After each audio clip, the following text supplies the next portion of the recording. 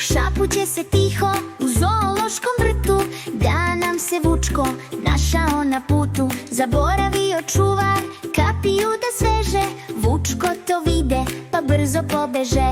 Jel ste čuli, deco, ko ulicama luta? Pobegao Vučko iz zoološkog vrta. Vuče, Vučko, mali vraže, pošla deca da te traže. Budi dobar, budi miran, ne budi na decu kivan. Lutao je Vučko ulicama grada, al nigde divljine, nigde stoke stada.